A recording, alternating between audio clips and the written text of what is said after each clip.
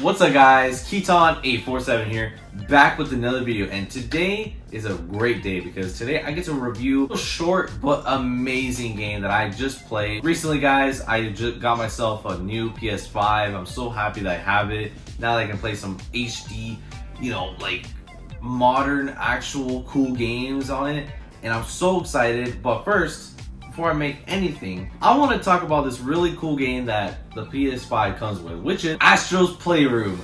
It is such a fun freaking game, and I really want to talk about it in this video because there's a lot of things in this demo, or this game is supposed to open the door for those newcomers that are not familiar with the PlayStation, so they allow those newcomers to get into it and see different graphics, controls, physics, all that. Similar what Nintendo had. This is like the better version of HD Rumble, so this is honestly really cool. So to get those newcomers to get refreshed and see what these new controls and things work on the PS5, like the controller, the adaptive triggers, 3D audio, etc., all that stuff. So like, this is what that game is for. So without further ado guys, let's get into Astro's Playroom. Obviously guys, the gameplay feels so phenomenal and amazing. Everything you do feels so fluid and natural, and the difficulty is very solid.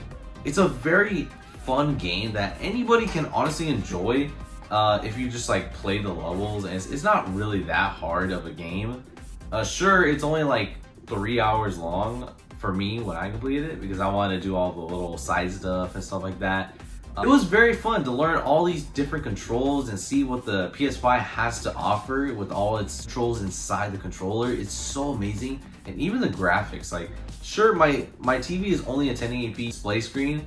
It's not 4K obviously because I can't afford that, but honestly it still looks really good on my TV, and the graphics just look outstandingly well. It's obviously better than Nintendo Switch, obviously better than PlayStation 4. It's probably up there with PC graphics, who knows. Overall, the graphics in this game look amazing, and even the gameplay, oh my goodness, the level design, the way everything's built is so fun. There's these little parts in the games where you transform into these different little characters. For example, sometimes you could be flying in a little spaceship, so you gotta angle your controller in a different direction. It's like motion controls a little bit, but you gotta aim it so you can like fly around like that.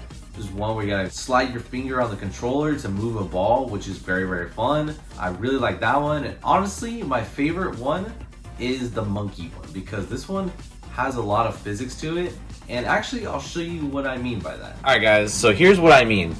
See the triggers? Watch this.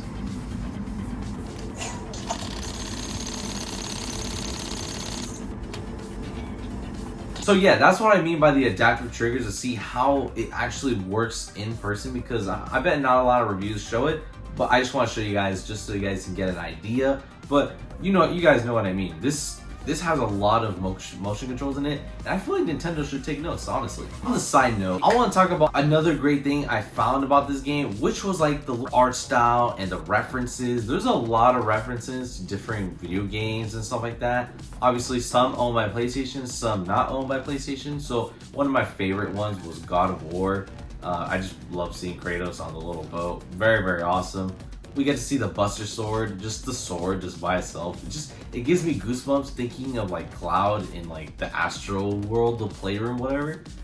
We get to see one from Death Stranding. That's a really cool one from like PlayStation. Awesome game. I love seeing it getting represented in Astro's Playroom. We see Dante from Devil May Cry. I haven't played that game yet, but I heard it's very good, so I really like the references there. Tons of references that not even I caught at first, so who knows, maybe I'm missing a couple. I don't know guys, but there's a lot of video games that are referencing this game, so I really like the little attention to detail that PlayStation did put into this game, so I do appreciate that. Another thing I really enjoy is the music. The music actually, sure, with this limited amount of music, this is like a free game, with all the music it has, it's very solid and great. I really like the music. I like the whole vibe you get with it. You're inside of the actual PlayStation console, and it just feels natural and nice to listen to. I really like the music.